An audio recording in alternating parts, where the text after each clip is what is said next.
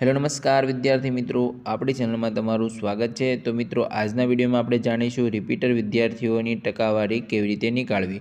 તો વિદ્યાર્થી મિત્રો, રિપીટર વિદ્યાર્થીઓને 2 અથવા 2 કરતાં વધારે રિઝલ્ટ હોતા હોય છે, જેનાથી એમને ટકાવારી નીકાળવામાં ઘણો પ્રોબ્લેમ થતા હોય છે। તો આજે આપણે એને સરળતાથી ટકાવારી નીકાળતા શીખવાડી દઈશું। અને વિદ્યાર્થી મિત્રો, આ કમેન્ટ મને છેલ્લા 1 વર્ષથી આવી રહી હતી કે ટકાવારી કેવી રીતે નીકાળવી રિપીટર વિદ્યાર્થીઓની। તો એની માટે આ સ્પેશિયલી વિડીયો બનાવેલો છે, તો એ માટે તમે આ વિડીયોને લાઇક કરી દેજો।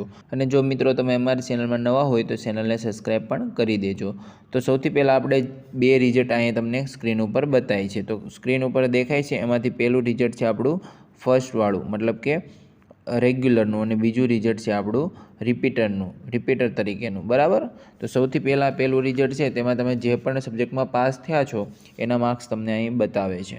તો સૌથી પહેલાં જો ગુજરાતીમાં 57 માર્ક્સ આવ્યા છે, તો ત્યાં આપણે ટોટલ મારીએ તો 57 લખીએ। ત્યાર પછી બીજું હિન્દી સબ્જેક્ટ છે, એમાં આપણે 56 માર્ક્સ આવ્યા છે।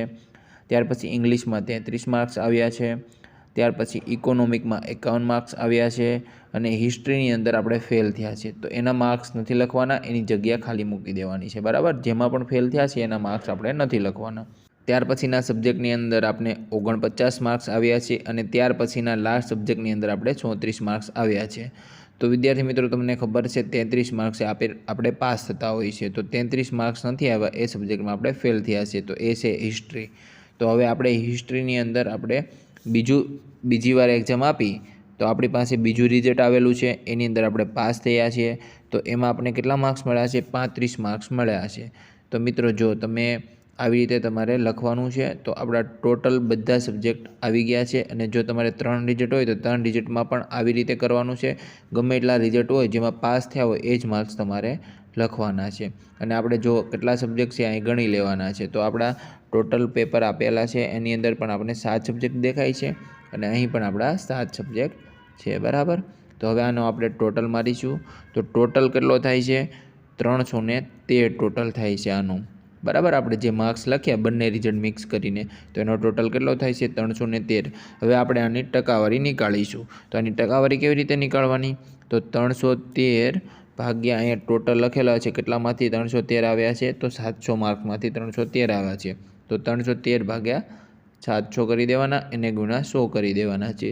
અને મિત્રો, આનો આપણે ગુણાકાર કરવાનો છે, 313 ગુણ્યા 6 ભાગ્યા 700, તો એનો ગુણાકાર કરશું એટલે આપણે ટકાવારી મળશે। તો ટકાવારી કેટલી મળી?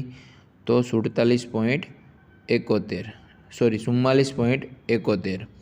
તો ફ્રેન્ડ્સ, 44.71% આપણે આવ્યા છે। તો મિત્રો, આ રીતે તમે રિપીટર વિદ્યાર્થીઓ હોય એને 1 કરતાં વધારે રિઝલ્ટ હોય છે, તો એ રિઝલ્ટના કેવી રીતે આપણે ટકાવારી નીકાળીએ આ વિડીયોમાં તમને શીખવાડી દીધું છે। જો તમને બધી જ માહિતી સરળતાથી સમજાઈ ગઈ હોય તો તમે વિડીયોને લાઇક કરી દો અને કોમેન્ટ કરી દો, સાથે સાથે ચેનલને સબસ્ક્રાઈબ પણ કરી દો।